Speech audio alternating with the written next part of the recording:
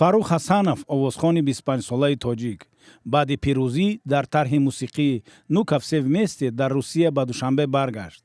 даҳҳо нафар шоми 28 ноябр ба пешвозаш ба фурудгоҳ шитофтанд. ӯ ки пештар танҳо дар барномаҳои маҳдуд ва шабакаҳои иҷтимоӣ суруд мехонду маъруф буд, ҳоло азизи аксари тоҷикистониҳо шудааст. фарух ҳасанов дар суҳбати кӯтоҳе гуфт, ки чунин истиқболи ҳаводоронро мунтазир набуд.